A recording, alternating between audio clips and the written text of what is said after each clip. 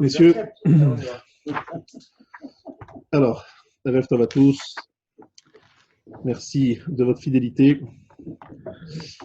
Et nous allons, si vous voulez bien, continuer, terminer, j'espère, un sujet qui était assez difficile. La dernière fois, nous étions quittés, et nous avons beaucoup parlé du Kaddish, comme on fait pour les personnes qui ne sont plus de ce monde. Et ce qu'il faut bien comprendre, c'est qu'il y a une Gemara dans Shabbat, Koufré Amoudbet. Voilà, Boché, Al Adam Kasher Shemet, Mochalim Lo, Al Kol Avonotav. Tout celui qui pleure sur un Adam Kasher, un homme Kasher qui meurt, on lui pardonne sur toutes ses fautes. On dit également que la Morid Ma'ot Al Adam Kasher Shemet, Akadosh Baruch Hu Sofran ou Manichan de Bet Gnazav. Tout celui qui littéralement fait tomber ses larmes, donc qui pleure la mort d'un Adam Kasher, Akadosh Baruch Hu les compte, ses pleurs, ses larmes, et il les dépose dans ses trésors. Ça veut dire le fait que cet homme Kasher ne vit plus, il manque quelqu'un, un des soldats de l'armée d'Hachem dans ce monde, et quelque part, il pleure la disparition d'un des grands serviteurs d'Hachem. Et c'est pour ça qu'Akadosh Baruch Hu prend ce pleur, parce qu'il dit c'est un pleur qui honore mon nom, parce que je regrette qu'un soldat d'Hachem ne soit plus dans ce monde. Adam Kasher, ce n'est pas un Talmid Chacham, ce n'est pas le plus grand tzaddik, c'est un Adam Kasher, c'est un Adam qui est shomer mitzvot, qui fait attention au Shulchan Aruch, etc., mais qui n'est pas obligatoirement le grand savant en Torah. Mais il fait partie de la grande armée d'Hachem.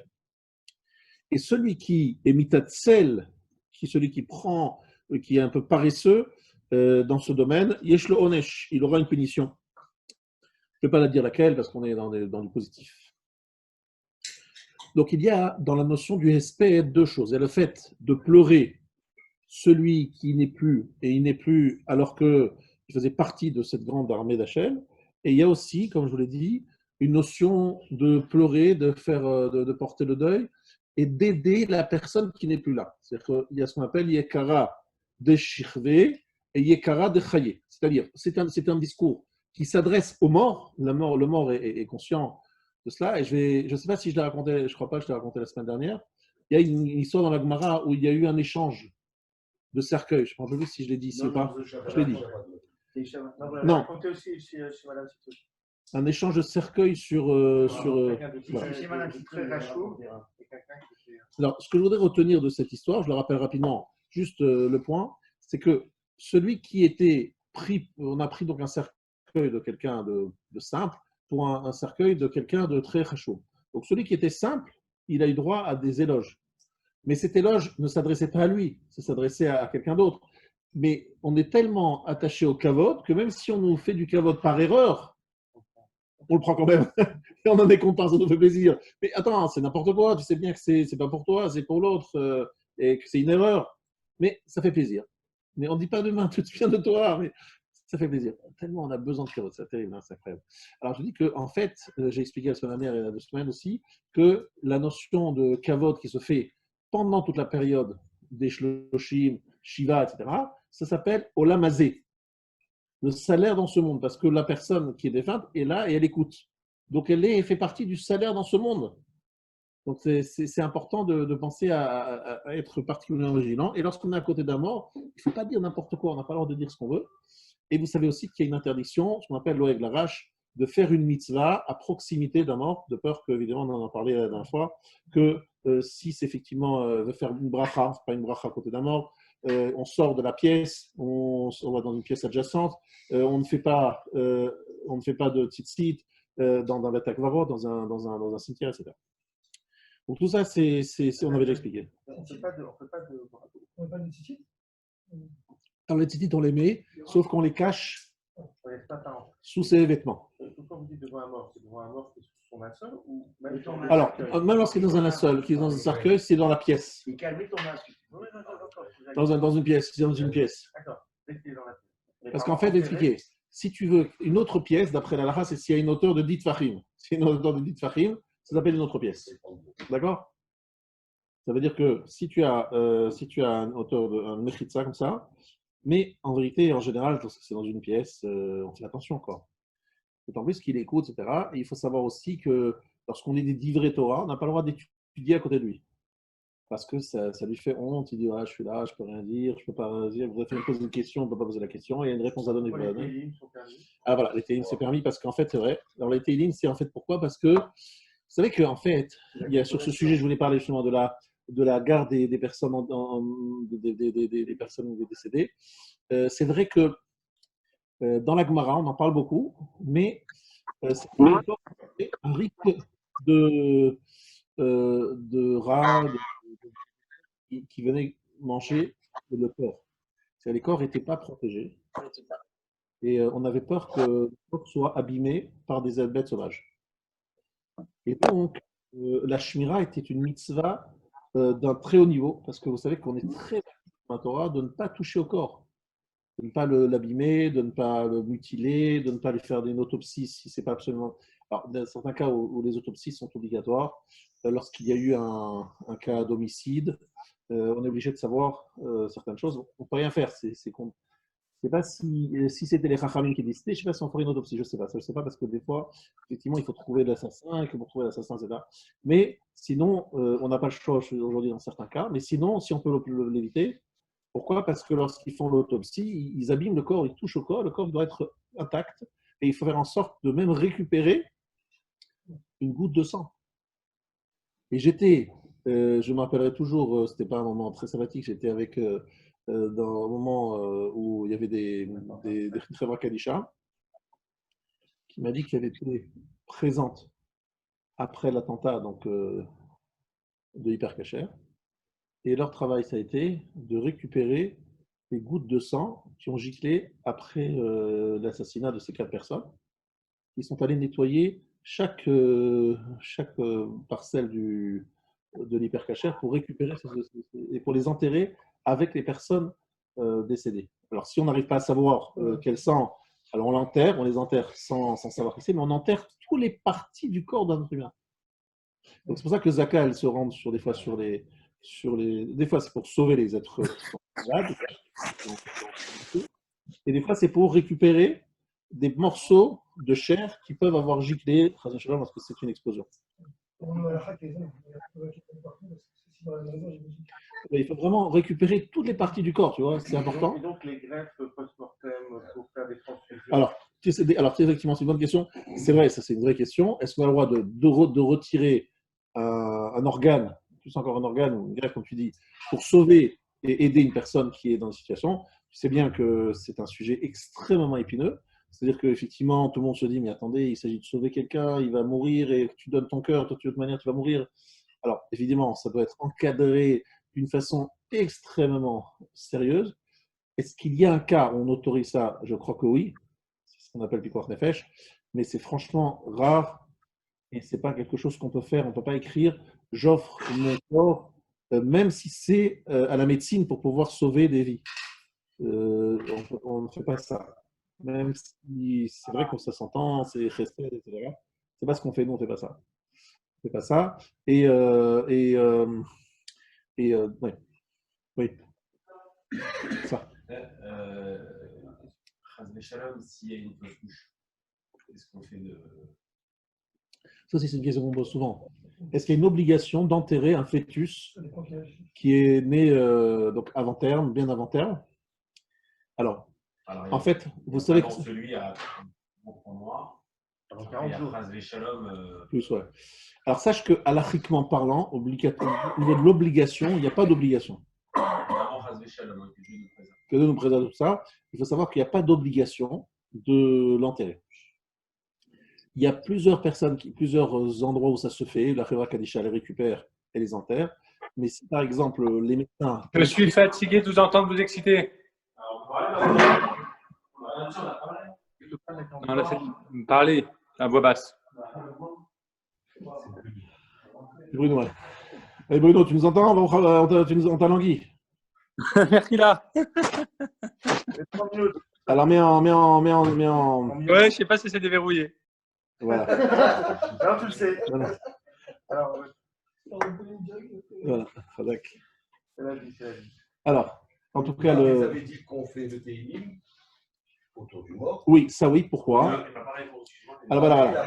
Non, alors c'est vrai qu'il y a deux questions. Il y a la première que je n'avais pas répondu totalement, c'est que les télim à côté de la mort, c'est autorisé et même recommandé parce qu'en fait, en dehors de la protection des animaux, où il n'y a pas aujourd'hui vraiment de raison de faire, parce que lorsqu'on le met dans les frigos, excusez-moi, dans les morgues, il n'y a pas de risque.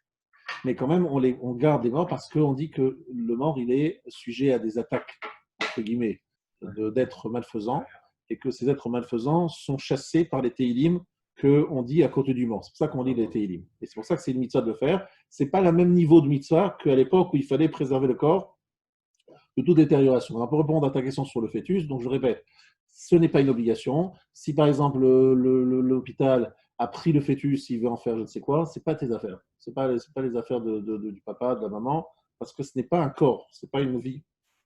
Vraiment, en tout cas, c'est sûr qu'on n'a pas le droit d'interrompre sa grossesse. Ça, vous le savez que c'est aussi encadré de façon rabbinique. Il faut un encadrement rabbinique fort là-dessus. Mais normalement, c'est assourd de tuer un fœtus, ce qu'on appelle l'avortement. Mais en ce qui concerne l'enterrement de cet heureux, c'est vrai que c'est fait dans certains travaux que déjà le feront, mais ce n'est pas du tout obligé. D'accord? Ce n'est pas une obligation. Pourquoi pas les enfants Télim, pardon. Alors, les enfants, pour les télim, je n'ai pas compris la question. Les enfants. Oui. Les femmes n'ont pas le droit de lire le Télim tant qu'ils Ah voilà, les enfants sont onen. Et un onen, il n'a rien de droit de faire à part s'occuper de l'enterrement. Et tu vas me dire, oui, mais il a déjà fini tout ce qu'il fallait, tous les papiers, tous les machins.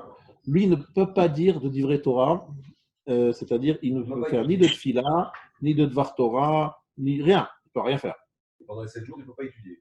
Alors, pendant les 7 jours, il peut étudier uniquement les sujets qui sont avelout. Voilà.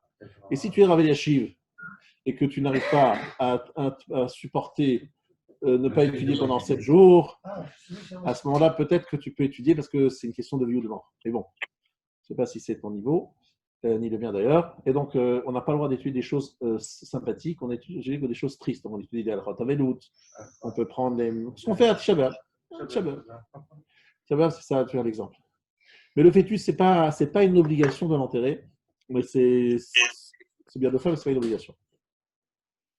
Donc, revenons sur continuons notre développement. On était en train d'expliquer qu'effectivement, les télim à côté d'un mort, c'est bien de le faire, mais on n'a pas le droit de faire de bracha et on n'a pas le droit de faire des mitzvot ou d'étudier à côté d'un défunt. Mais ce n'est pas une obligation, c'est bien de le faire. Du quoi tu parles? Des télim? Ouais. Télim, ce n'est pas une obligation. C'est pas une obligation. Et heureusement, parce que là, ces derniers temps, on n'a pas pu faire grand-chose avec les défunts, parce qu'il y avait tout simplement des interdictions sanitaires. Mais ce n'est pas une obligation, c'est bien de le faire. On va dire que c'est bien de le faire. Et aujourd'hui, on a des gens qui sont payés pour le faire, qui font ça de façon professionnelle. C'est bien de le faire. On va dire que c'est très bien de le faire. Ça apporte un nachat au niftar, qu'on le veille, qu'on le protège de certaines attaques, entre guillemets. Les bougies, c'était pour éloigner les Les bougies, oui, ça c'est un minac très ancien, les bougies, effectivement. Les bougies à côté du iftar, on est d'accord, tout à fait d'accord. On dit qu'il y a un qui vient de perdre la vie, normalement, si il est en train de monter, il a un peu peur aussi. Parce qu'il paraît que ça aide à monter plus. Alors, juste une chose, il faut savoir qu'avant l'enterrement, il ne monte pas. Il ne monte pas du tout, il reste au rez-de-chaussée, il ne peut pas prendre d'ascenseur, pas d'ascenseur, pour une raison très simple, c'est que tant qu'il n'est pas enterré, tout simplement, l'âme et le corps sont extrêmement liés, d'accord? Et c'est lorsque on pose ce qu'on appelle, tu sais, en Israël, ils mettent il y a 2 pierres et une au-dessus. Stimat Golel, c'est ça. Stimat Golel. C'est à ce moment-là que l'âme, elle s'en va. D'accord. Mais l'âme, elle a peur, c'est ça, normalement? Pardon? L'âme, elle a peur. Ben oui, parce que dès qu'après la mort, on se rend compte qu'il va falloir payer le passage à l'hôtel. On doit passer à l'hôtel quelques dizaines d'années. Je me dis, bon, allez, il faut payer là-bas. En Israël, quand ils mettent ça, Ouais. c'est à ce moment que les enfants ont le droit d'approcher Le kéver, c'est ça. la différence d'ici. Ouais. Parce qu'une fois qu'il est enterré, il n'y a plus le problème de Hotzat Zeral Vatala, c'est ce qu'on a parlé la semaine dernière. Donc, Ouais. une fois qu'il est enterré, ça ne veut pas enterré. Enterré, ça veut dire qu'on a posé la pierre, la dalle dessus. Et à ce moment-là, la Neshama, elle monte et là, elle est jugée. Et à ce moment-là, elle est jugée. C'est pour ça que c'est le moment le plus difficile. c'est le moment de la veloute la plus dure, parce que c'est le moment du jugement, c'est le rendez-vous avec Akadosh Baruch Hu, dont tout le monde a un peu peur. Avec raison. Pardon? Le Kaddish, il sert alors à. Ah voilà, à ce moment-là, au niveau du Kaddish, il faut y aller, quoi. C'est le bon moment pour investir dans le Kaddish. C'est pour ça que pendant 7 jours, on ne peut rien faire. Parce que pendant ces 7 jours, il faut être en contact avec lui, ne pas le laisser, ne pas se distraire. D'accord? En Israël, Rav, je ne sais pas si vous êtes d'accord avec moi, mais cette mitzvah, elle est beaucoup plus importante en Israël qu'ici. C'est-à-dire que C'est-à-dire? moi, par exemple, quand j'ai perdu mon père, il y a plein de gens qui sont venus nous voir avec qui on n'a aucun rapport, qui ont fait des 200-300 km et qui sont derrière cette mitzvah. Alors que nous, on n'a pas ça ici. Nichum Avelim, tu veux dire? Ouais. Je n'ai pas mon avis. Alors, je ne sais pas. C'est vrai qu'en Israël, lorsque j'ai fait les Shiva pour mon beau-père, je peux te dire qu'il y avait du monde, mais c'est peut-être que c'était aussi mon beau-père. Mais je pense qu'ils sont peut-être plus vigilants, peut-être. En tout cas, sache que dans tous les milieux, on comprend l'importance de Nichum Avelim. C'est quelque chose d'une mitzvah fondamentale. Et c'est vrai qu'il peut y avoir des situations où du matin au soir, il y a tellement de monde qu'à un moment, tu ne veux plus. Quoi. Tu dis, j'en peux plus. Et pourtant, c'est gentil, c'est adorable. Mais ils viennent me rendre visite, ils sont adorables. Mais tu n'as plus les nerfs. Quoi. Ils vont te redemander alors, quel âge il avait, comment il est mort. Hein. Vous allez expliquer que l'important, c'est le silence. C'est juste montrer sa présence. Ouais. Maintenant, après, tu as compris que c'est un peu gênant de rester là. Vas-y. Voilà. Non, la personne qui vient te visiter. Alors, normalement, écoute bien, Mickaël, normalement, c'est le endeuillé qui doit commencer à prendre la parole. Qu'est-ce qu'on dit à quelqu'un quand. Alors, normalement, c'est lui qui. Normalement, d'après à la fin, tu devrais te taire jusqu'au moment. Voilà. Tu dois te taire jusqu'au moment où il te parle. Il commence à te parler. Normalement, c'est lui qui commence à te donner la parole. C'est lui qui commence à parler. Toi, tu te tais jusqu'au moment où il prend la parole. Et après, qu'est-ce que tu dis? Tu dis voilà, tu fais vraiment que tu montres que tu. Pardon? Ça, c'est quelqu'un qui ne connaît pas cette règle et qui t'attend que tu lui dises. Bon, à un moment, tu te lèves, tu veux repartir. Il comprend. Il a dit qu'il ne fallait pas. Tu sens le chauffe à la roue, tu dis alors. Vas-y, qu'est-ce que tu veux? Le câble. Voilà. Et en Israël, ils t'emmènent des. Ils ont cette mitzvah, je ne sais pas la mitzvah ou pas, ils t'emmènent quelque chose. Un gâteau. Alors, ça veut dire c'est un autre din. Ça veut dire qu'en fait, on veut faire une bracha, Leilou Nishmat.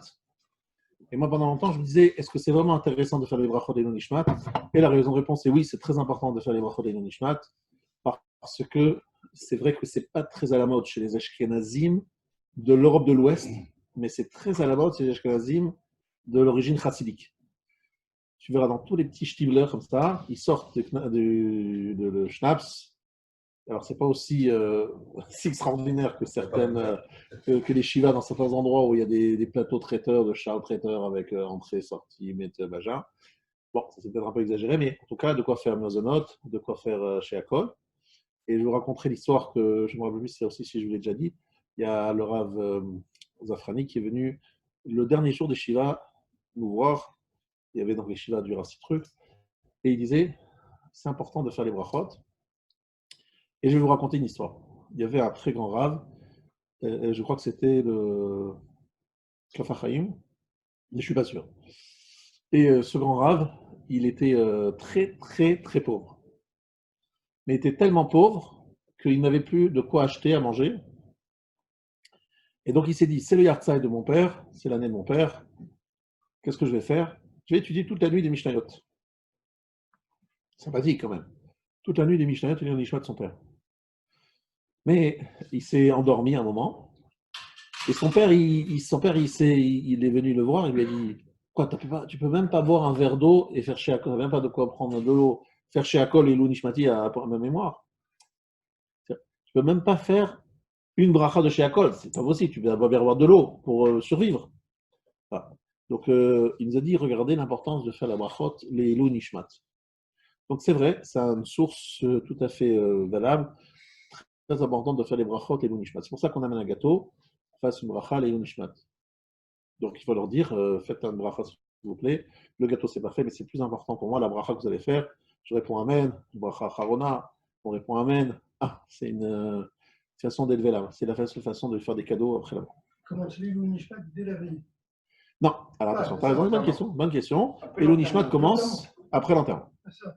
Après l'enterrement, c'est l'unishmat. Alors, on a eu, semaine dernière, d'autres discussions, mais on va dire, de façon générale, bon, les choses sont redevenues normales, on enterre, après l'enterrement, on les nishmat. Avant, onen, non. Pourquoi? Parce que le corps, l'âme est toujours là. Elle n'est pas encore montée dans le ciel, elle n'est toujours pas encore jugée, donc ça sert à rien. Donc on ne fait pas le nishmat avant l'enterrement. Vous pouvez m'expliquer ce que ça veut dire quoi exactement, onen? Onen, c'est un terme qui veut dire J'ai l'impression un qu'on l'a enterrement. étudié dans Baba Metzia, si je n'ai pas dit de Pardon? J'ai l'impression de l'avoir étudié dans Baba Metzia. Non? Je me fais une interrogation, là, je veux dire, s'il se rappelle la date. Terme, Ouais. Alors, il y a un mot, Er ve'onan. Ça te dit le mot Er ve'onan? C'est deux frères qui s'étaient mariés. C'était deux frères, Er et Onan, qui se sont mariés avec Tamar Tamar, et qui sont morts parce qu'ils avaient des pertes de semence. Ils avaient une relation qui n'aboutissait pas parce qu'ils ne voulaient pas que leur femme tombe enceinte, soit enceinte. Et c'est le mot français onanisme. Et donc, tu as ce mot dans onan, onen. Et mythe onanim, j'en ai parlé Shabbat dernier. Mais en français, onen n'a pas de traduction qui est précise. Ça veut dire, en français, est-ce qu'il y a une traduction, dis-moi, je ne connais pas dans le dictionnaire, un cas de perte de proche, un décès d'un proche, qui n'est pas encore enterré. Ça existe en français? Je ne connais pas un mot qui désigne cette situation-là. Il y a, on a perdu un proche, je suis endeuillé, mais endeuillé avant l'enterrement, après l'enterrement, il n'y a pas de terme qui va se différencier. Donc en français, il n'y a pas. Est-ce qu'en la Gemara Bava Metzia, ce mot onen existe? Peut-être, mais là tu me poses une colle, je ne me rappelle plus quel daf. Peut-être daf Yutet ou daf Raftet. Bon, bref, toujours. Je fais semblant de connaître. D'accord? Merci. Donc, en tout cas, c'est vrai que c'est un mot qui peut faire réfléchir. Il y a un mot aussi que vous devez savoir. Ça se trouve dans Réhouven. C'est écrit Réchit Oni. Ça veut dire dans les brachot que fait Yaakov à Réhouven. Qu'est-ce qu'il dit? Pachaz Kamaim. Mais avant Pachaz Kamaim, c'est écrit tu es le prémisse de Oni. Aleph, Vav, Nun, Yud. De quoi parle-t-on? Il est en train de dire Yaakov quelque chose d'incroyable. Il lui dit la première goutte de sperme que j'ai sortie de mon corps, j'ai fait avec elle Réhouven. Il faut le faire parce que quel âge il s'est marié? 84 ans. 84 ans, il y avait de quoi perdre beaucoup de... C'est un homme exceptionnel, Yaakov. Et nous, il n'a rien perdu. Réchit Oni, c'est la première goutte de sperme. Donc, onen, on, c'est encore une fois comme onan, hervé onan, c'est la notion du sperme, du sperme. Et ça s'appelle ma force. C'est ma force avec laquelle j'ai un enfant. Vous voyez ce que je veux dire? Donc, c'est pour ça que c'est bizarre que oni et onen, c'est le même. Parce que c'est une notion de force, mais c'est vrai que c'est bizarre parce que d'un côté, c'est une faiblesse. Un onen, c'est quelqu'un qui se sent très faible. Pourquoi? Parce qu'il voit le corps qui est là, sans vie. C'est très frustrant. Tu veux l'embrasser, il dit réponds. Personne ne répond. Parle. Il y a le visage, il y a, il y a tout, et il n'y a pas de vie. C'est très dur à supporter. On dit même qu'on peut avoir de Avelout parce qu'on ne peut pas, c'était la Nechama. On ne peut pas consoler. Il ne faut pas consoler un onen. Tu veux le consoler de quoi? Impossible. Tant que le corps n'est pas enterré, il n'y a pas la xéra d'Akadosh Baruch Hu que Hamet Nishtaker Minalev. Le mort est oublié par le cœur des êtres humains seulement lorsque le corps rentre sous terre. Si le corps n'est pas sous terre, on n'arrive pas à porter le deuil. On ne peut pas se consoler. Donc, les gens ne viennent pas faire Nichum Avelim tant que l'homme est onen. Ce qu'ils viennent faire, c'est qu'ils viennent lui dire est-ce que tu as besoin d'aide? Est-ce qu'on peut donner un coup de main, passer un coup de fil, faire quelque chose, accompagner? Mais on va accompagner le corps, ce qu'on appelle la levaya, mais ce n'est pas le même. D'accord? C'est au bout d'un an seulement que la consolation vient pour l'endeuillé. Alors, l'endeuillé, il a une consolation pendant les 7 jours, il se sent extrêmement soutenu par les visites. Tu vois? Le Rami te dit qu'il n'avait pas un moment pour lui-même, tellement il y avait du monde qui venait. Ça veut dire que c'est vraiment, on est entouré. L'expérience des gens disent que lorsqu'ils vont le 7e jour sur la tombe et qu'ils reviennent après dans la maison, c'est là qu'ils se disent ouais, il n'y a plus personne et on se retrouve seul avec son deuil. C'est ça que c'est le plus dur. Et l'étape du 3e jour qui est écrit dans la Torah, Voilà, toi, elle est vraiment tu l'as ressenti. à 100%. Incroyable. C'est impressionnant comment on passe d'une phase à l'autre. Voilà. Le troisième jour à partir de quand? En fait, dans la Torah, tu dis qu'il y a 3 jours pour pleurer. Non, mais Grosso 3 modo. jours avant À l'enterrement. partir de l'enterrement, il y a 3 jours pour pleurer. Voilà. Et en fait, tu ressens qu'au bout du 3e jour, ça y est, ça c'est. C'est écrit dans la Torah que, par exemple, que c'est mieux de venir consoler après les 3e jours. Après le 3e jour. Parce qu'on peut plus s'entendre de consolation après 3 jours. Et toi, c'est un peu comme la Brit Mila. Voilà, t'as raison. Brit Mila aussi, on dit que c'est le 3e jour, mais là, on dit que c'est le plus dur, c'est le 3e jour. Alors que là, on dit qu'après le 3e jour, ça se calme. J'ai entendu ça aussi avec l'année, ce phénomène-là aussi à l'année. Alors, tu as l'année, effectivement, qu'après un an, c'est sûr que les choses se calment, et c'est pour ça que. Il y a La vraie question que les gens me posent toujours, pourquoi une femme, quelqu'un qui perd sa femme, ce n'est qu'un mois. Ouais. Quand même, si c'était un bon couple et qu'ils s'aimaient, un mois, c'est quand même rapide, quand même. Hein. Après un mois, ça va, il fait la fête, quoi. Il sort dans une boîte. Pardon. Il va faire la fête, qu'est-ce que ça veut dire? Et au bout de 3 mois, l'homme se remarier. Et il peut se C'est remarier incroyable. Non. au bout après d'un un mois, mois, monsieur. La monsieur- la femme, pas moi. Un mois, hein. Un mois. Et 3 mois, c'est effectivement. 3 mois, c'est. La femme, J'étais choqué par mon frère. Et 3 mois, pourquoi? Parce que une femme qui a perdu son mari, il faut être sûr qu'elle n'est pas enceinte. C'est ça. Donc, on attend 3 mois pour faire ce qu'on appelle hafrana entre le premier homme et le deuxième homme. Donc, il faudrait attendre 3 mois. C'est choquant. Alors, pourquoi la femme, elle attend qu'un mois pour lorsque un mari perd sa femme? Alors, il faut savoir que d'après la Torah, il n'existe pas de deuil de 11 mois ou de 12 mois. Ça n'existe pas. Le seul deuil dont parle la Torah, c'est celle de Moshe Rabbeinu, de Aaron à Cohen, c'était combien de temps? Un mois. Pourtant, Moshe Rabbeinu, il a sorti tous les Juifs d'Égypte. Il leur a donné la Torah. Et on le donne un mois, c'est tout. Dans la Torah, ça n'existe pas 11 mois, ça n'existe pas 12 mois. Chez qui ça existe 11 mois et 12 mois? Ses parents. Et c'est en fait pas un deal vraiment de deuil, c'est un deal de kibboud avem, honneur à ses parents. C'est pour ça que les enfants, ils ont en fait 11 mois et 12 mois. D'accord? Mais la femme, les gens m'ont dit, ce qu'il m'a dit Ravaouzi, il m'a dit, il n'y a pas de consolation. En fait, un mois, et après jusqu'à combien de temps? 11 mois, 12 mois? Non, c'est toute la vie. Parce qu'on a vraiment une femme qu'on a aimée, qui était notre femme de jeunesse, on ne peut pas l'oublier après un mois. Donc on fait un mois parce que tout simplement, c'est ni 11 mois, ni 12 mois, ni 20 ans.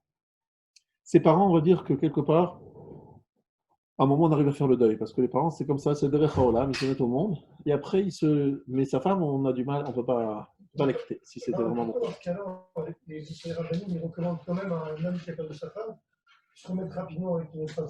Oui, alors voilà, très bien. Alors, en fait, on considère effectivement, c'est vrai, c'est une bonne remarque, les rabbinim, il n'y a pas longtemps, un grand rav en Israël s'est marié à 85 ans. Il s'est marié avec une jeune femme de 60 ans, 65 ans. Rabbi Saleh s'est remarié, Rav Yitzhak Hadouri.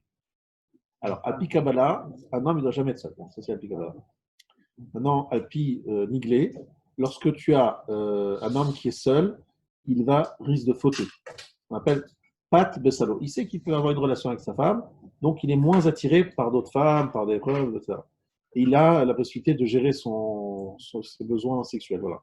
Ça, c'est un point. Et un deuxième point, on considère que le pays Rouchaniout, un homme n'est pas chalem sans une femme, et même au niveau de son côté. Je vais vous raconter une histoire que peu de gens savent. Il y a un très grand homme en Israël. Il n'arrivait plus, il écrivait des livres vendus dans le monde entier, très très connus, sur Rochel Mishpat. Vous connaissez, je dirais le nom, ça ne vous dira rien. Et ses enfants, ils ont dit, il faut absolument qu'on marie papa. Il n'arrive plus à rien faire. Il n'arrive plus à étudier, etc. Donc ils l'ont marié, très âgé, hein, très âgé. Ils l'ont remarié avec une femme aussi âgée. Ce n'était pas un mariage d'amour, c'est pas un mariage, c'est vraiment pour qu'il puisse trouver une certaine stabilité, équilibre, se poser, etc. Et effectivement, il a recommencé à écrire ses livres après. C'est-à-dire qu'il y a, chez un Racham qui se remarie, une dimension de shlemut, donc de protection, et aussi de shlemut, de plénitude qu'il ressent dans ce domaine. Il ne peut pas vivre sans femme. Donc, encore une fois, ce n'est pas un manque de respect pour la femme qui est décédée, même si c'est vrai que les femmes ont une chose pareille. Enfin, ils n'entendent pas que leur mari se remarie, à part les fêtes comme voilà, ok? C'est une femme qui n'a pas supporté ce que vous avez dit. Ouais, elle a crié très fort. Je ne la vois pas. Elle se cache. Et c'est vrai que les femmes, elles sont jalouses de la femme que leur mari va prendre après. Ouais, les hommes aussi, je pense. Plus encore les femmes. Ouais, plus encore les femmes. Les périodes, donc il y a 7 jours, 30 jours, 11 mois, la première année, 12 mois. On a dit 3 jours. En fait, il y a un jour, le premier jour. Parce que le premier jour, on n'est pas tôt des tefilines. Ensuite, tu as 3 jours. Ensuite, tu as 7 jours. Ensuite, tu as un mois. Ensuite, tu as 11 mois. Et ensuite, tu as 12 mois. Les Et années, après, il y a chaque année le Yahrzeit, le jour de et l'anniversaire. les années qui sont en polysémique, Ouais. où Il y a 12 mois. décalé. Jamais plus de 12 mois. Alors pourtant, il y avait Rav Zaprani, un jour, il y a quelqu'un qui nous avait dit, il faisait à 11 mois, à 12 mois et à 13 mois pour tomber le jour du mois. Ou, voilà. Alors, c'est quoi Alors, il faut savoir que le deuil s'arrête après 12 mois. Les gens se trompent, ils pensent que c'est après 11 mois. Mais c'est après 12 mois. C'est 12 mois, c'est pas un an, c'est 12 mois. Le 13e mois, le 13e jour, le 13e mois, c'est-à-dire le jour anniversaire du décès, en date hébraïque, on marque quelque chose, d'accord, on marque quelque chose, mais dans la première année, c'est le plus important, c'est 11 mois selon certains usages, d'autres c'est 12 mois, en tout cas c'est 11 mois et 12 mois, pas moins. Certains c'est que 12 mois les Ashkenazim. D'accord, mais pourquoi il y en a certains qui s'arrêtent une semaine entre le 11e Voilà, alors c'est vrai que c'est alors, très bien, c'est une bonne question. Alors, normalement, Mishpaté Rechaim Vageinam, c'est 12 mois. Le rachat est jugé 12 mois dans le Geinam. Alors, comme on ne veut pas penser que non pas notre père ou notre mère ou notre proche était rachat, donc on fait une interruption après 11 mois en disant c'est pas un rachat, il n'y a pas besoin de 12 mois, mais on reprend. Certains reprennent, attention, hein. Il y en a qui reprennent après une semaine, ils font encore 3 semaines. Il y en a qui reprennent après 3 semaines et ils ne font qu'une semaine. Et il y en a qui ne reprennent pas du tout pendant entre les 12 mois. Ils font juste le jour du Yahrzeit, le jour où il est né, ou le jour de l'enterrement, la première année. Ce qui marque, c'est le jour de l'enterrement, et pour les Shiva, et pour les Shloshim, et pour l'année. Mais à partir des autres années, c'est le jour du décès. Il va y avoir des fois beaucoup de jours d'espace. Alors, moi j'ai vécu une histoire dramatique. Une dame qui a accouché, le bébé est mort à la naissance. Le bébé mâle, ils ont circoncis, obligatoire de le circoncire. À quel âge est l'histoire? Après les 9 mois, au moment de l'accouchement. Ah, juste après le moment de l'accouchement. Horrible. C'est une horreur, mais il faut savoir qu'on n'est pas obligé de le circoncire, on a l'habitude de le faire. Ce n'est pas une obligation, mais c'est bien de le faire, il y en a qui le font effectivement. Alors, pour quelle raison c'est mieux de le faire? Genre, elle a terminé, cet enfant est arrivé à son tikkun. Mais il faut savoir que normalement, c'est après 8 jours. Mais certains disent effectivement qu'avant de l'enterrer, on lui fait la surprise. Mais c'est pas. En fait, c'est parce qu'il est un homme chalem, un homme entier, c'est quelqu'un qui n'a pas la orla. Donc avant de l'enterrer, on lui enlève la orla. Bon. Est-ce que c'est un triomphe? Je ne crois pas, mais en tout cas, c'est vrai qu'on a l'habitude de faire ça. Mais encore une fois, il faut savoir que il n'y a pas spécialement de filote à faire, une nishmat, etc. Il n'y a rien à faire. Pas... Il n'a pas fauté. Il en circoncis. Pardon? Il en circoncis. Oui, je sais, on s'en a habitué de circoncire. Il n'y a pas des nishmat parce qu'il n'est pas nommé. Oui, mais même, c'est qu'il n'y a pas une question de nommer, c'est qu'il n'y a pas de. Qu'est-ce qu'il a fait, le pauvre? Il n'a rien fait de. Il n'y a pas de problème, il n'y a pas de chet, il n'y a pas de machin, il n'y a pas de. Et c'est en fait un tikkun, c'est une neshama qui devait revenir sur terre pour être enterrée. Et c'est ça, comme je vous ai déjà expliqué, je vous ai raconté une histoire, si vous voulez, après, je vous raconterai une autre. Mais on va s'arrêter là pour faire Mincha et après on reprend. Alors justement, est-ce que vous êtes venu pour Mincha celui d'Arvit? Pour savoir s'il y en a, parce qu'il y a un autre Arvit qu'on voulait faire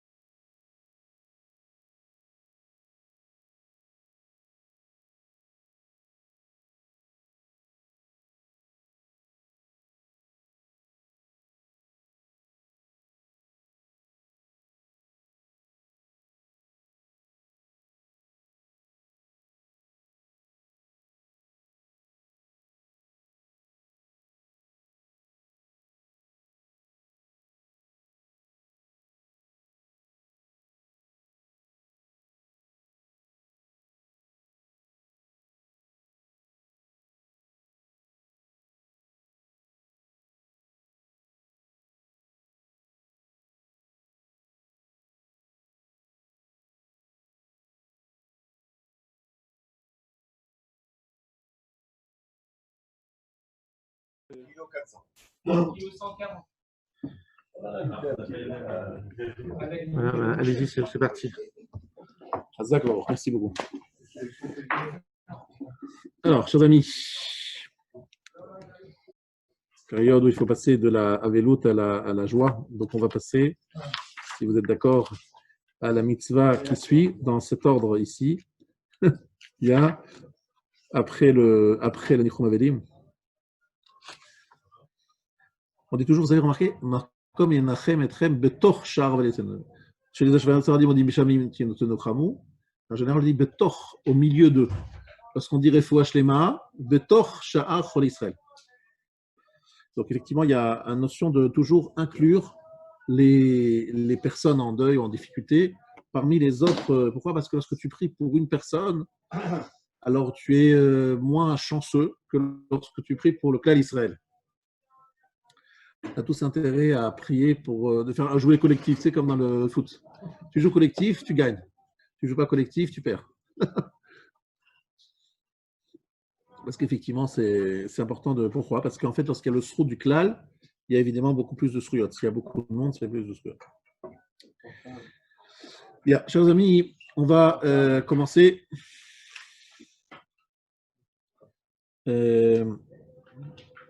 La mitzvah de Sameach Chatan Vekala. Partie des belles choses. Iné le Sameach Chatan Vekala, Gamze Inyan Gadol. Comment Shamou Chazal, Gamze Nichla Bichlal Gmilut Chassadim. Alors, il y a une histoire que je devais d'ailleurs vous raconter tout à l'heure, mais bon, je vais passer, c'est une autre histoire, c'est Isével. Isével, la femme de Achav.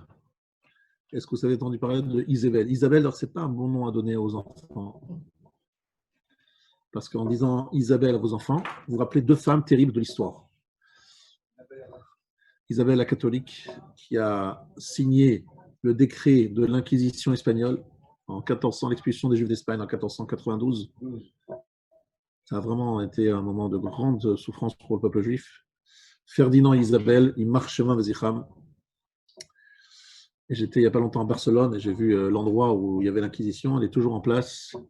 Un lieu lugubre et sinistre où des gdolés il y avait là-bas à Barcelone à l'âge d'or. Le Rajba, le Ra'a, Rabbeinu Yonah, il habitait pas loin. Tous les gdolés Israël, vraiment une grande, très belle communauté, pas très nombreuse en nombre de quelques milliers de personnes, 6 à 7 000 à l'âge d'or, quoi.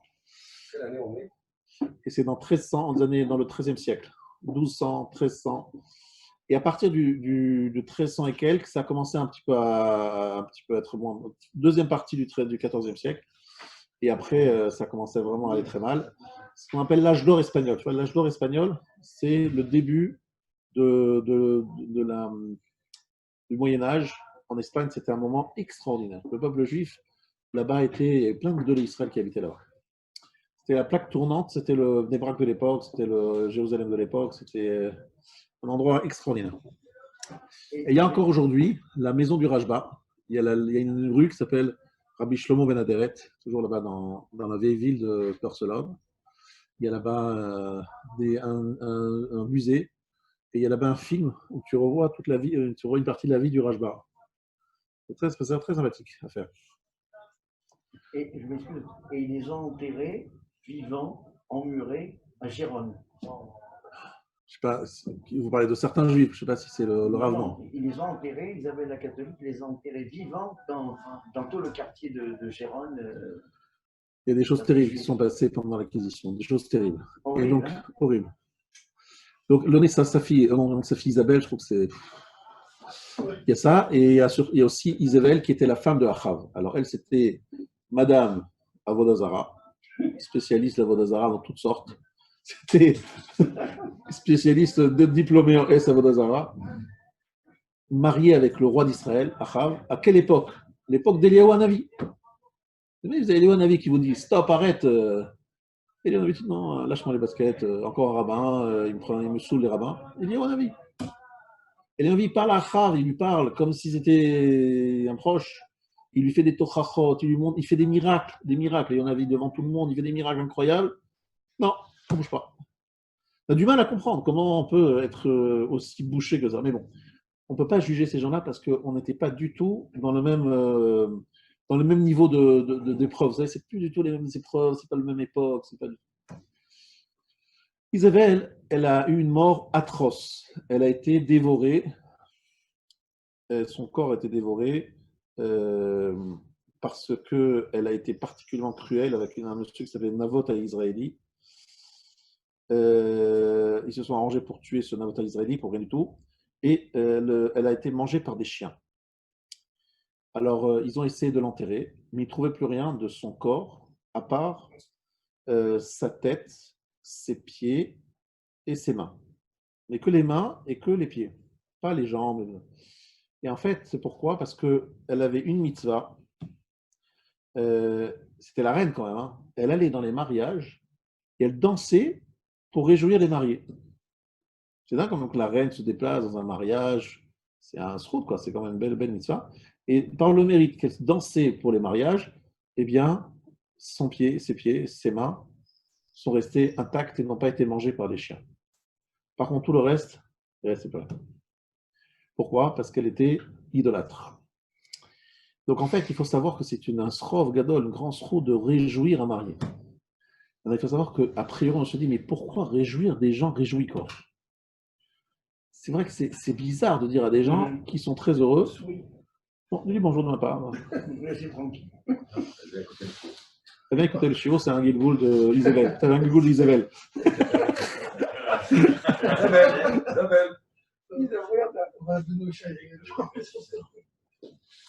Un Gilgoul d'Isabelle. On a pensé qu'on s'était débarrassé d'eux, mais bon, Hachem, ils sont toujours là. Restaurant et la boulangerie. D'accord, on va leur dire de fermer le restaurant. Alors, donc Isabelle, elle a fait cette mitzvah et elle a eu un srout de ne pas être entièrement dévorée. Et je vous dis ça parce que c'est vrai qu'avec l'âge, je le sens aussi, hein, lorsqu'on est jeune, on danse à fond dans les mariages, on met l'ambiance, etc. On prend de l'âge et de l'embonpoint chez certains. Exact. On devient un peu plus de mal à danser, etc. Et pour Isacher le Tov, le Rav Ramou, qui nous a quittés, même à 73 ans, il dansait avec tout son cœur, ses pieds, ses jambes, ses mains, son tout. Il faut apprendre de ces rabbanim qui sont âgés, des fois fatigués sans doute, etc. Ils se donnent à fond lorsque dans une simcha. On n'est pas là pour manger. Vous connaissez la bonne blague. De quel côté tu viens? Tu viens du côté du khatan? Non. Du côté de la kala? Non. Non, de quel côté tu viens? Je viens du côté du buffet. Tu viens pour manger, pour passer une belle journée. Comment c'était le soirée? On s'est éclaté. On s'est éclaté. Alors, on a bouffé, il y avait une entrée, une sortie, une entrée. Qu'est-ce qu'il est venu faire dans ce mariage? Il n'est pas venu être Messamer, le Khatan de la Kala. Il est venu être Messamer son estomac. C'était ça le but. Et ça, c'est un match. Alors, on a le droit aussi de se faire un peu plaisir, de participer à ça aussi. Mais il ne faut pas que ça occulte tout le reste. Et c'est vrai, on rencontre des amis, alors on va discuter avec eux, etc. Non, il y a un moment de danse, on danse avec le Khatan et la Kala. Alors, vous pensez peut-être que c'est quelque chose qui est pas tellement important. Je ne sais pas si vous avez, comme moi, des souvenirs de votre mariage. Moi, je me souviens de mon mariage. Je me rappelle des gens qui ont dansé. Alors, je suis marié à 32 ans déjà. Donc, ce n'est pas hier. Et je me vois à la piste de danse et je vois les gens qui dansent. Et ça me donne du corps, du srout, ça me donne des forces. Parce que je me dis, voilà, il a été de sa mère. Ils ont investi dans de la simtra, ces rabbanim et ces gens qui étaient des anonymes qui ont investi. Et je me rappellerai toujours un homme qui avait 72 ans, 73 ans, qui dansait, mais d'une façon incroyable. La souris ne fait mal à personne, elle ne mange pas les dents. Donc, et donc il dansait comme un jeune homme, etc. Et puis après, je me suis un peu renseigné. C'est qui ce monsieur? Je ne le connaissais pas. Il est venu du côté de mon beau-père. Je me demandais pourquoi, qui est-il? On m'a dit, c'est monsieur Pardo, Zichrono Livracha, monsieur Pardo, qui est une personne âgée. Et on m'a dit que cet homme est un cardiaque. Un cardiaque qui danse, mais il dansait beaucoup mieux que les jeunes hommes. Et il se désarticulait, on a l'impression qu'il se désarticulait tellement il était comme ça agile, il dansait dans tous les sens. Alors, je dis, mais cardiaque et tout. On m'a dit plus que ça, on m'a dit, on a fait une opération. Et non, on voulait faire une opération et le médecin lui a dit, monsieur Pardo, écoutez bien, on vous fait l'opération, vous allez mourir dans quelques mois avec des grandes souffrances. Si on ne vous fait pas l'opération, vous allez mourir dans moins de temps, mais au moins indolore. Vous voulez faire l'opération ou pas? Il a posé la sheila, on lui a dit, mais monsieur Bardot, vous allez pouvoir faire quelques kriyat shema, quelques tfilot, quelques brachot pendant la période où vous allez gagner du temps grâce à l'opération. Il dit oui, il va gagner du temps, je gagnerai du temps pour faire encore des mitzvot. Il dit, mais alors vas-y, fais l'opération. Il a vécu 20 ans, ou 25 ans de plus. Et il niftar dans son lit, c'est à quel moment? La sieste de Shabbat après-midi. Il a pris le repas, il s'est couché après la daf, il a fait mamash, nitat neshika.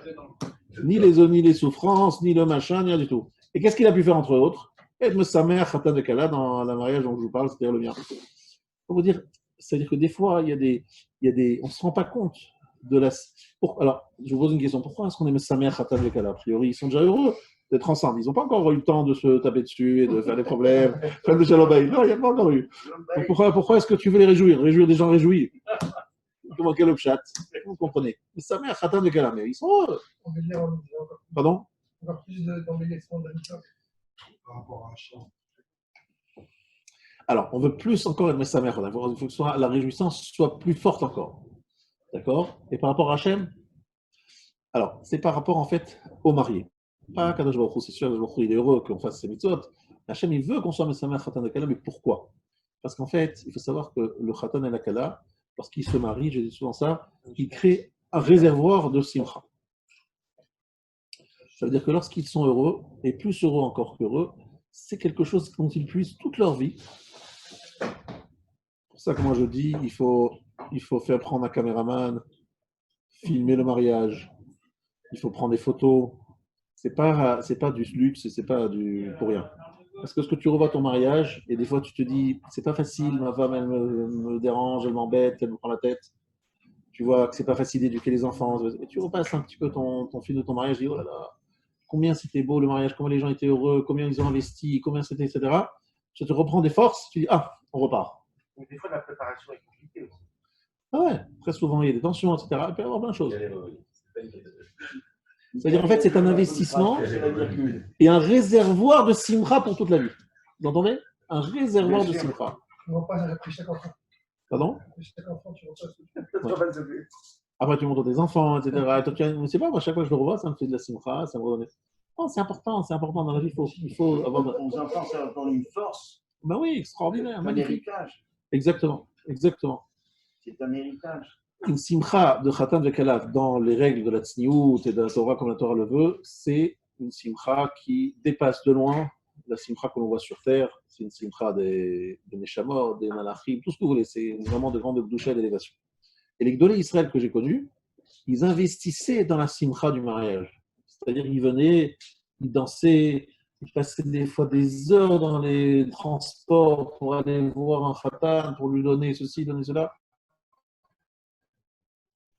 C'est vraiment un investissement et effectivement participer aux danses et réjouir. Et vous savez ce qui est une grande mitzvah, c'est les paroles.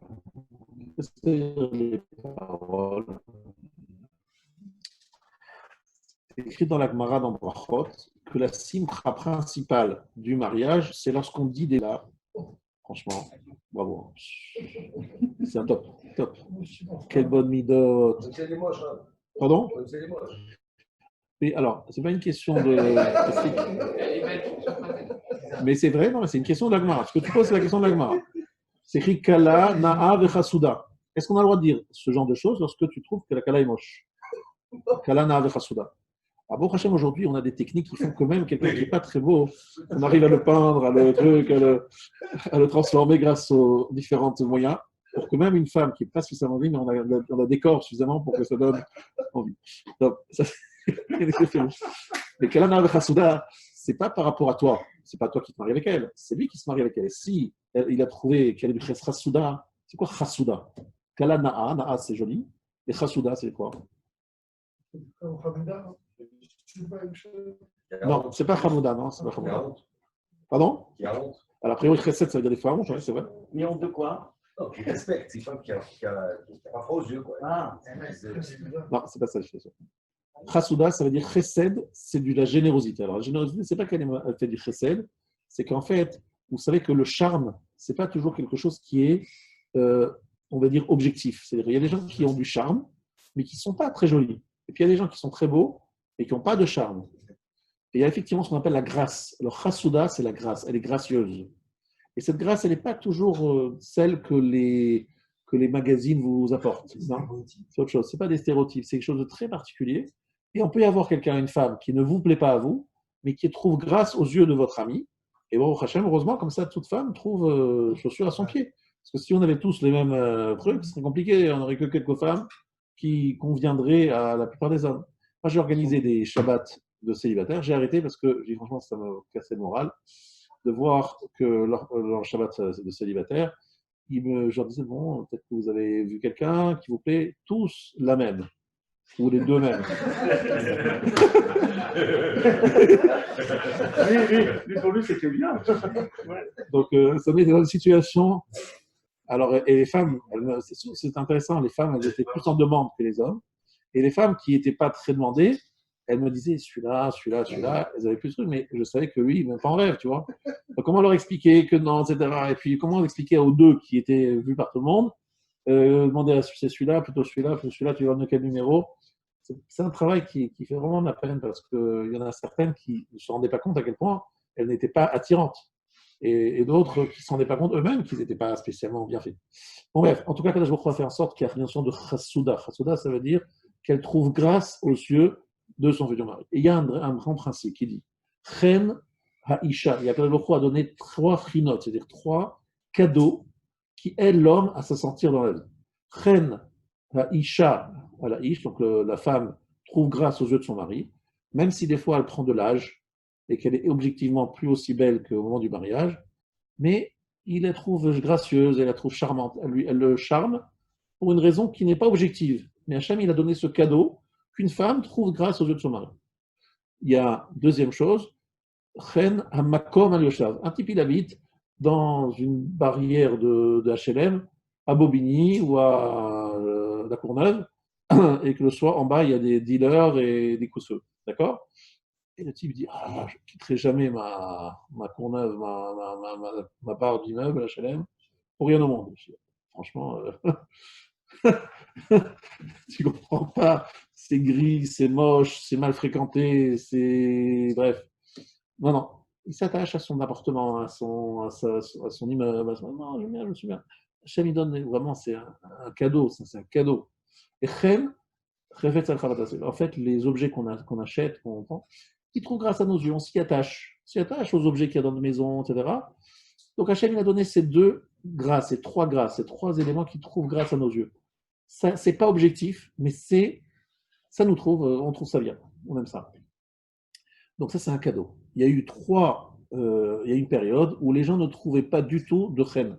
C'était la période du Maboul. Pendant la période du Maboul, les gens, ils n'étaient absolument jamais satisfaits de ce qu'ils allaient, ni de leur femme, ni de l'endroit où ils habitaient, ni des objets qu'ils avaient. Donc qu'est-ce qu'ils faisaient? Hamas. Ils prenaient toujours aux autres. Pourquoi? Parce qu'ils disaient, bon, ma femme ne me fait pas, je vais prendre celle de copain. Mais ils prenaient celle de copain, il n'était pas content non plus, il a lâché jeter, bon, prendre encore une autre. C'est-à-dire, en fait, les gens étaient totalement, on va dire, insatisfaits. Le seul qui a trouvé Chen, Matzachen, il s'appelle Noach. Noach, c'est le même lettre que Chen. Noach, il était content de sa femme, il avait une tzadékette, il était content de l'endroit où il habitait, il était heureux dans sa vie. Et eux, ils étaient malheureux et instables. C'est une bracha de trouver le charme chez sa femme. Et je vous dis très, très franchement, c'est très dur en ce moment parce qu'on a des images de femmes qui arrivent de partout sur les téléphones et machin, on voit sur les médias. Il ne faut pas se laisser entraîner par ce que les yeux nous montrent. Lorsque vous voyez des couples qui ont l'air tellement amoureux sur des différentes magazines, ne croyez pas que ça se passe si bien. Et lorsque vous voyez des gens autour de vous qui ont l'air de s'entendre incroyablement, nous les rabbinim, on sait que derrière cette belle image d'Épinal, derrière, ça tape dur. Ça frappe très dur. Alors, je dis aux gens, s'il vous plaît, ne soyez pas du tout jaloux de qui que ce soit. Soyez contents de ce que votre sort. On trouve toujours l'herbe plus verte chez le Exactement. Il faut toujours l'herbe toujours plus verte chez le voisin. On dit toujours, la femme trouve grâce aux yeux de son mari. C'est pas écrit dans la Gemara. D'accord, ok. Qu'est-ce que tu as dit? Non, c'est pas Est-ce écrit que dans la Gemara. l'homme, il trouve grâce aux yeux de sa femme? L'inverse n'est pas vrai. Non, mais c'est une bonne question qui fait remarquer. La Gemara ne parle que une femme qui trouve grâce aux yeux de son mari.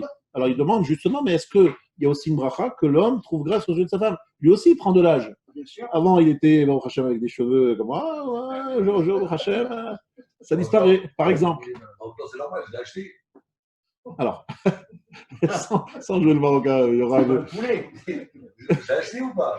Alors voilà, j'explique. C'est qu'en fait, une femme, en vérité, même si elle parle des fois de la beauté ou pas la beauté de son mari, il y a une chose qui l'a fait craquer, quoi qu'il arrive, et même s'il n'est pas beau, même s'il a pris de l'âge, même s'il a pris. Il y en a qui disent c'est le carte bleue Shalom Bayit, rechetez votre CB Shalom Bayit. Il y a Shomrim Kara. Il y a Shomrim. C'est la vérité. Et il y en a qui disent aussi qu'il y a un autre pérouche de Rishonim, qui disent que lorsque le mari il est attentionné envers sa femme, même s'il n'est pas beau, sa femme, elle est touchée par les attentions de son mari, et elle craque malgré elle à ses avances, même s'il n'est pas spécialement beau et qu'il a perdu. Voilà. Et donc, alors que le mari, il reste toujours très influencé par le côté, la beauté de sa femme, ou le non contraire. Il n'arrive pas à passer outre. Il n'arrive pas, même si sa femme est gentille, etc., il a du mal avec ça. L'homme, il a beaucoup plus de mal à faire ça qu'une femme. C'est pour ça que la bracha s'écrit pour une femme par retrouver grâce à son mari. Et une femme, à cause de ça, elle n'a pas le droit de se laisser aller. Et je vais vous dire le problème qu'on a eu pendant les confinements. C'est qu'il y a des hommes qui ont vu leur femme en pyjama ou en je ne sais quoi pendant plusieurs mois. Il faut savoir qu'ils m'ont dit, ça m'a énormément dérangé. Avant, je la voyais sortir au travail, se maquiller, s'habiller, se parfumer, etc. Et moi, comme elle est à la maison, moi, elle est un peu négligée. Mais elle est négligée, moi, elle m'attirait plus. Mais c'est des bons couples, tu vois, mais c'est des fois, c'est pas facile. Il faut se dire qu'une femme, elle doit toujours être bien Il ne faut pas mise. se laisser aller. Elle doit pas, non, c'est pas se laisser aller parce que c'était le confinement, donc elle n'allait pas sortir et s'habiller, machin. Voilà. Mais même en dehors du confinement, vous avez beaucoup de femmes qui se laissent aller. Elles sont mères de famille. C'est vrai. Mais en même temps, c'est comme ça la vie. Les hommes n'arrivent pas à dépasser ce côté surgé. Et on voit dans la Gemara. Pas tous. Pas tous. On parle des Marocains, Fatzalikim, comme toi, mais sinon les gens normaux, ils sont comme ça. Non, c'est des halachot dans la Gemara qui disent que les femmes, elles doivent véritablement rester bien imprégnées. Mais il a raison de dire qu'on leur donne beaucoup de rôles. Elles doivent s'occuper des enfants, elles doivent assumer des difficultés qui sont inhérentes à ce confinement. C'est pas facile de leur demander en plus de bien se mettre. Mais il faudrait que dans un couple normal, on prévoit que lorsqu'il y a un moment où on est ensemble, qu'elle passe un petit peu devant le miroir pour se maquiller un peu. Mais pareil pour les hommes. Alors, les hommes aussi, mais moins que les femmes. C'est-à-dire les femmes, leur esthétique dérange plus les hommes que les femmes sont dérangées par l'esthétique de leur mari. Elles sont surtout touchées par leur indifférence, leur manque de tact, leur manque d'attention. Mais lorsqu'il y a de l'attention et ça, elles passent outre certaines choses, même si ça les dérange. C'est vrai, elles le disent, c'est dérangeant pour beaucoup de raisons, mais elles passent outre. Je ne suis pas d'accord avec vous. Tu n'es pas d'accord avec moi, mais c'est parce que en 2020, non. Quoi? Non. Un homme, il doit aussi s'apprêter. Oui. Mais alors, j'ai pas dit le contraire. Justement, je te dis, elle passe plus facilement sur le truc. Je constate sur les. Moi, c'est sur le terrain que je vois ça. C'est sur les jalomètres que je vois ça. Et c'est clair et net que même si des femmes te disent je suis dérangé par l'aspect, c'est jamais une raison pour elles d'éliminatoire. C'est toujours un truc en plus. Mais ce qui est le centre de sa réclamation, c'est communication, attention. Ça finit toujours par ça. Et la relation sexuelle. Dans un cours de Rav Frankfurter avait dit dans un cours il y a longtemps, il s'était adressé aux hommes, il leur avait dit quand vous rentrez de votre travail, posez votre attaché-caisse ou votre serviette ou dans votre voiture ailleurs, coiffez-vous, arrangez-vous quand vous rentrez dans votre maison. Exactement, il a raison le Rav Frankfurter, et c'est vrai que le Rav Shlomo Zalman Auerbach, avant de rentrer, mais c'est vrai. Pourquoi on va se laisser aller. Je vais voir une reine.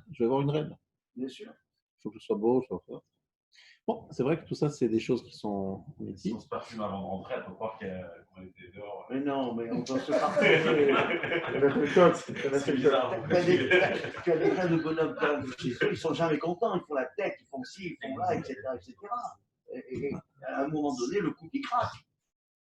Parce que les femmes sont fragiles, quoi qu'on puisse dire dans les pensées. Quand elle est restée toute une journée à nettoyer, à faire la bobonne, etc., le soir, quand elle a envie de voir son On est mari. d'accord, on est parfaitement d'accord. Vous avez raison. Vous l'avez dit souvent dans vos cours. On est tout à fait d'accord. Mais c'est pour cela que ça demande exactement. Mais je répète encore une fois, c'est que les hommes, s'ils ont une femme négligée, il peut y avoir un moment où ils n'en peuvent plus et c'est plus fort qu'eux. Ils me disent voilà, je peux plus. D'autant plus qu'ils travaillent et que dans leur travail, ils voient des femmes bien apprêtées, bien maquillées, Il y a de la concurrence. bien parfumées, et qu'il y a la concurrence, effectivement. Non, mais c'est vrai, c'est le mot concurrence, malheureusement. La Et bien concurrence est là. entendu. En général, plus maigre. Plus maigre. Voilà. Donc il y a plein de problèmes. Et surtout, toujours plus affables.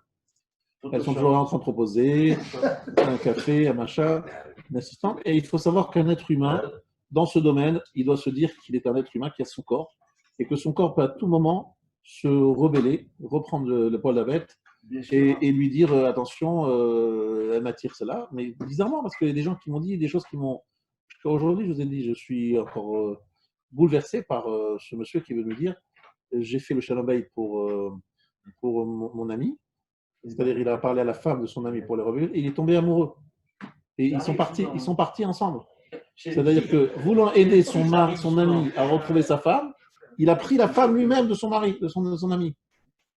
C'est incroyable cette histoire. Mais il m'a dit, il m'a dit, je ne me suis pas rendu compte. Je lui parlais pour faire le shalom avec mon ami.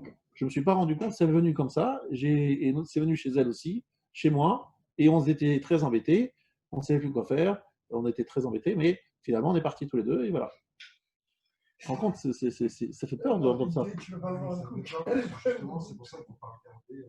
Alors, c'est pour ça qu'il ne faut pas de familiarité. Voilà. On a compris que Il faut la tenue. c'est pas facile. Il ne faut pas regarder. Voilà, distanciation sociale. Tu mets un masque, là, tu te prends très bien. Tu fais que la main, tu parles 80 mars.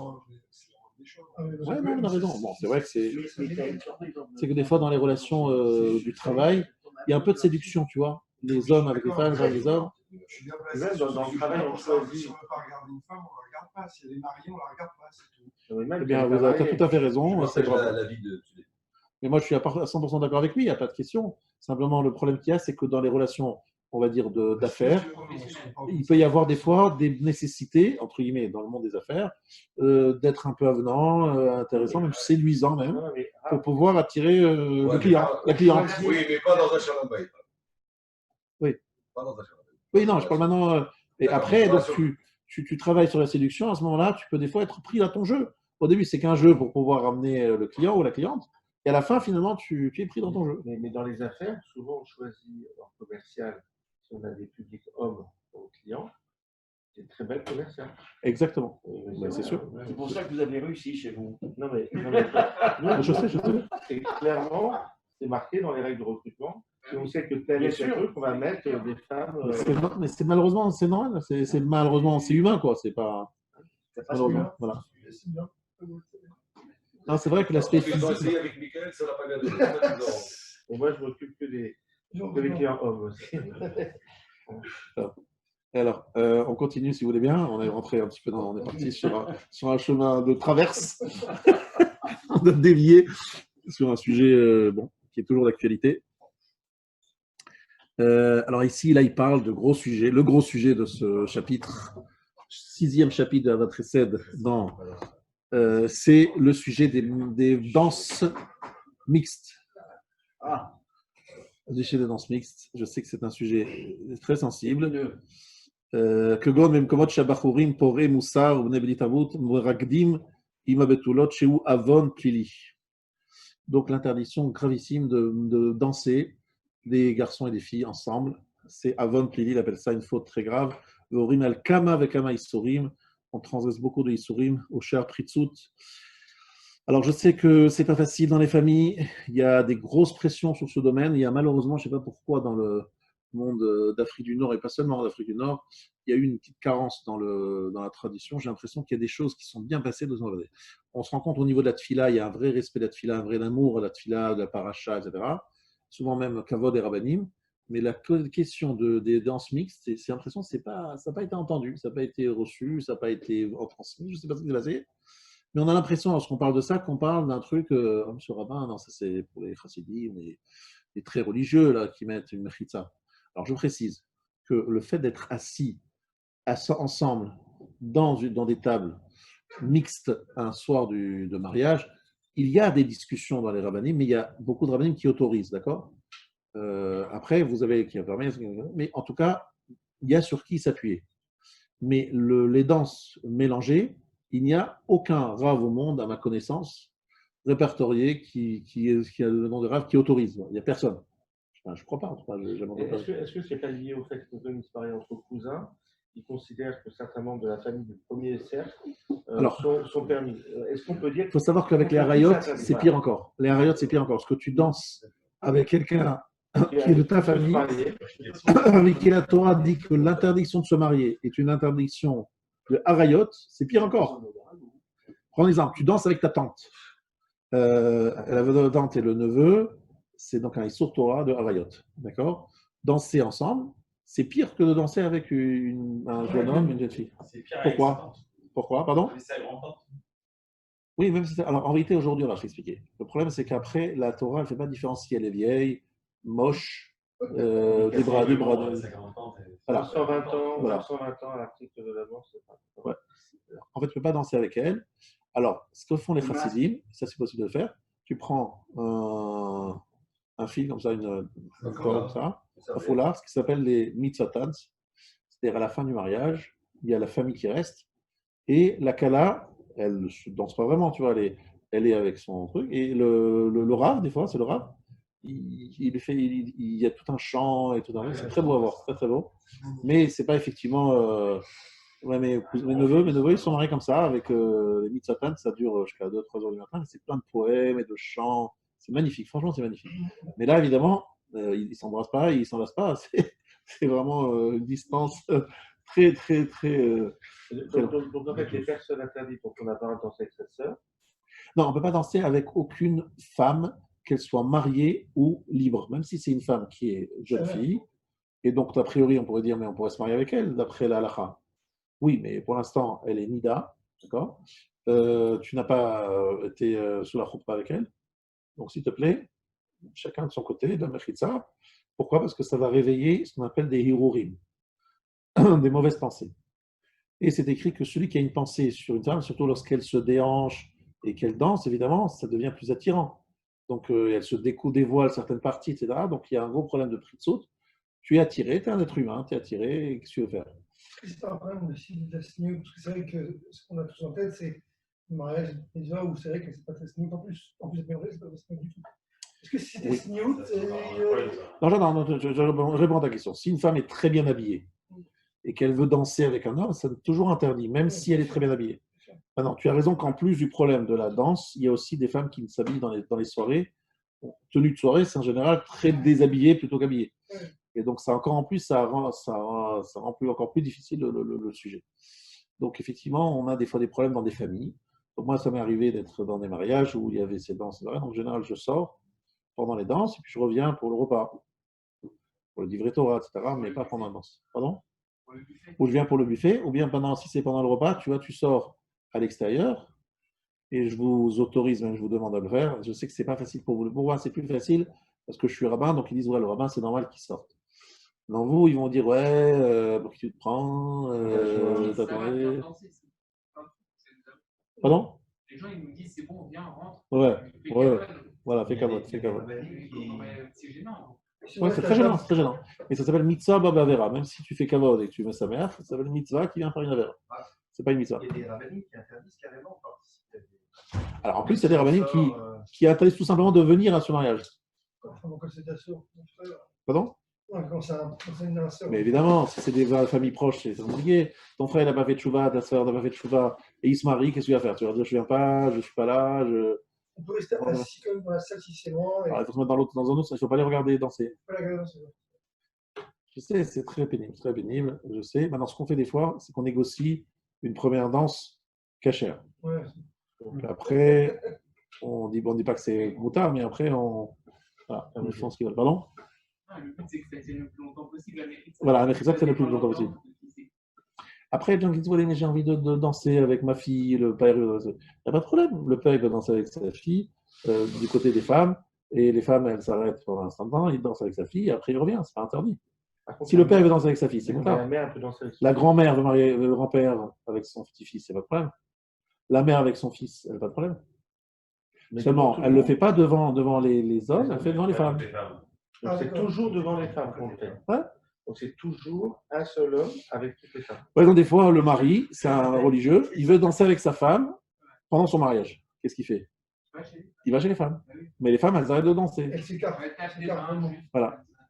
Donc il danse avec Donc, elle, du côté en des femmes. fait, un homme et une femme ne peuvent s'exposer que auprès des yeux de femmes, jamais auprès des yeux d'hommes. Voilà, parce que les hommes qui voient une femme danser, ils regardent certaines choses qui lui... Alors que les femmes, quand elles voient un homme danser, c'est pas pareil. Elle pleure tellement il est gros. Ouais, les générations qui changent. Non, non, c'est important. Non, t'as raison, c'était pas évident. Non, mais c'est la même question que sur la plage. Alors. Ouais. C'est-à-dire que sur la plage, Ouais, une femme. dans une plage mixte, Voilà. non, c'est la même question, par exemple, dans les plages séparées. Par exemple, s'il y a quelqu'un qui a deux petites filles, il les met dans une plage où il y a des femmes, et lui, il peut pas, comment il les surveille? Alors, est-ce qu'il peut aller? Non, il ne peut pas aller non plus. Oui, mais dans ce cas, c'est que dans la plage mixte, il faut que tu vois. Non, non, dans les plages séparées. Un homme peut accompagner ses deux filles. Qui sont Alors, petites. tu l'accompagnes jusqu'à la porte, enfin la porte, Alors, pas de porte, jusqu'à la plage, et puis après, tu t'en vas. Après, tu veux rester avec eux. De la même façon que les autres Mais les femmes femmes, ne regardent pas. oui, mais les femmes qui sont là-bas, je peux t'expliquer, elles vont te mettre dehors avec leur Ah balle. ouais, ça y est, ça y est. Ça, je peux t'expliquer. En En Israël, il va te faire des lâches. Mais lâches, Je dis, n'écoute pas de rap, ça y est. Non, c'était pour la différence entre la salle. ça va te faire lâcher. Non, juste une question, c'est si tu veux réagir à quelque chose que ce genre-là. Un bar mitzvah, il peut danser avec sa grand-mère, sa mère, Ouais. du côté des femmes. Ouais, j'ai fait ça avec mon fils. Mais du côté des femmes. Du côté des femmes. Dis-moi, les sourires sont pas finis là. Il y a une Oui, oui, c'est passé, mais on va l'attendre. C'est la même, c'est la même. Peut-être. On attendait un donateur d'un chat. Parce que tu pourrais pas offrir un Il faut chat. deux chats. pas de problème. Deux chats. Il faut deux chats. Il faut deux chats. Un chat on homme et un peut- chat femme. Ah, Pour qu'on ait les adagés avec Khatouna et mariage. Deux chats pendant. Donc, on va faire Khatouna, Khatoula. Mâle et femelle, c'est ça hein? Voilà, comme ça, on peut avoir d'autres chats. Comme ça, on peut faire une basse-cour ici. Un truc. Et après, un million de chats. Mais tout sur tes dos, c'est une droba. Non, mais on ne parle pas comme ça. Ouais. On peut pas faire une droba pour un. Les adagés, tu vas voir. On va mettre ici aussi une ségoula contre les souris. Il y a deux choses. Il faut donner plus de maaser. Et comme ici, malheureusement, ces derniers temps, il n'y a plus beaucoup de Meshulachim qui viennent. Les gens, ils n'ont plus l'obligation de donner et ça fait des moments. C'est pour ça que les souris sont venus. Il faut savoir qu'il y a un des maasim, plusieurs sipurim, que des gens qui se sont plaints à des rabbanim qu'ils n'avaient trop de souris, que tout d'un coup, les souris est arrivé. Ils disent, vous ne donnez pas assez de tzedaka. Ils donnent la tzedaka. Ils sont partis. C'est des maasim que je peux vous donner. On peut donner un chat, ça marche pas. Donne un chat, c'est radical. Une semaine, ça peut. J'ai entendu. D'accord. Il y a ça. Et à part ça, il y a aussi une photo d'un rave qui s'appelle Rav Shaya. Ah ouais. Et il faut mettre ça. Oui, il faut Je vais vous mettre. l'apporter, j'en ai Voilà, deux. voilà, merci beaucoup parce qu'on en a besoin ici. Ça Et il fait faudrait plaisir Madame de Dubskin, penser. il faudrait en faire. Oui, mais il en faut une à C'est un rat spécialisé pour ça. Mais Voilà, l'annonce- un rave spécialisé anti-chat, Est-ce que vous voulez un chat? anti-rat. Ah, est-ce que vous êtes pour d'accord? Non, on peut pas mettre la main. Un chat, je pense qu'il est pas très bon. Très bon. Ah, la photo du rat, tu peux la faire en photocopie. Ouais, pareil que. Non, Les Adachem. j'ai acheté un charrette, je vais l'apporter demain. Ah ouais, et ça c'est pas sûr, c'est un rat. Bah non, Non, c'est une petite chose. C'est comme ça. non, non, c'est un chiot Khazonish. Parce qu'on fait les choses avec la Ah, dérive. mais c'est la Ouais, mais mélange. Daniel, elle vient de chez toi. Ouais, écoute, moi j'ai pas de souris à la maison. Les Non. voisins ont des souris, mais j'ai pas de souris à la maison. Mais on leur a dit de venir te rendre visite un petit peu. Et nous, d'accord, on va faire ça la prochaine adresse. Non, on reste Prochaine génial, là, je vous ai compté. là. Tu peux pas bouger. Il y a mon fils qui l'a vu. Je sais, mais personne ne sort. Alors, c'est à quelle heure qu'on doit faire? À quelle heure on doit faire 48.